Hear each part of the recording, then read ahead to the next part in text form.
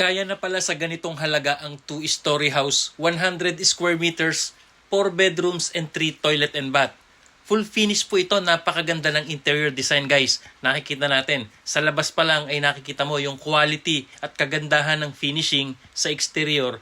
At hanggang sa pagpasok natin sa loob ay mas lalong napakaganda po nung setup ng interior designs nito. Kaya ito guys, siyasatin nating mabuti at silipin at ang halaga nito kung magkano ay talaga nga namang sa laki ba naman ng bahay nito, 100 square meters, 2-story house. Ayan, at semi-elegant finish, napakaganda po. Ito, pumasok tayo sa loob. So sa pinto pa lang, ayan, nakikita natin dito sa sala. Wow, ayan oh, napakaganda ng setup. Yung setup po ng ceiling, ayan oh, PVC ceiling, wooden inspired, napakaganda po. Ayan, at dito naman po sa kitchen and dining area, ayan oh, mapapansin nyo yung setup. And then, ito naman po, dito po sa ilalim, sa baba, ito po yung isang kwarto. And guys, so malaki rin yung kwarto na yan. Oh. Ang ganda ng finishing. Ang ganda ng kanilang floor tiles. And then, nandito rin po yung isang CR. Ayan, ito po ha. Nakita nyo po, ito po yung pinaka-ilalim or yung pinaka-ground floor. Ito po yung sala. Ayan, napakaganda. Sa ceiling combination pa lang, panalong-palalo na. So, dito naman tayo sa second floor. Ayan, oh. Ito po, paakyat po tayo ng hagdanan. Ang ganda po nito at ang kagandahan, yung halaga po ng kontrata dito ganun lamang ang inabot. Kaya sulit na sulit na. Labi sa laki ba naman ng bahay na ito? Ayan, 4 na kwarto at 3 CR. 2-story house, 2 palapag. So ito po, unahin po natin yung kanilang CR dito sa taas. Ayan, bali ito po yung pangalawang CR. Isa sa baba at isa dito sa taas. Ito po yung pinaka-common toilet and bath nila. At yung isa po, built-in sa isang kwarto. So guys, ito naman po yung second room. Ayan.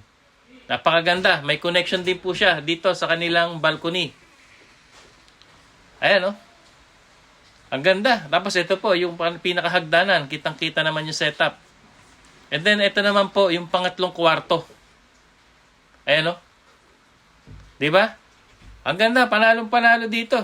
Sa halaga ba naman ng kontrata dito, ay sulit na sa laki at ganda ba naman ng bahay nito. And then, ito po yung pinaka-master's bedroom. Ayan, ito po yung pintuan sa balcony at ito po, yung toilet and bath. Ayan, napakaganda. Ayan, sulit na sulit. And then, ito naman yung balcony. Silipin po natin, guys. Ayan, kung paano po yung setup sa labas, talaga nga namang panalong-panalo at napakaganda. Ayan, maliwalas. At saka yung setup po, yung tatag, yung structure, nakikita natin na talagang napakaganda po. So ito, balik tayo sa ground floor. Ayan, tingnan po natin yung kanilang kitchen and dining area. Yung full setup po at ito po yung isang kwarto. Ayan. So, if ever na interesado po kayo makausap yung contractor nito, mag-comment lamang po kayo guys at siya sasagot sa inyo. At ilalagay po natin yung kanilang FB mismo para direkta nyo pong makausap yung mismong gumawa ng bahay na ito. Ayan, silipin po muli natin yung luwang ng sala, yung laki, tapos ayun po yung kwarto at ang CR. Yung setup po ng ceiling, ayan napakaganda.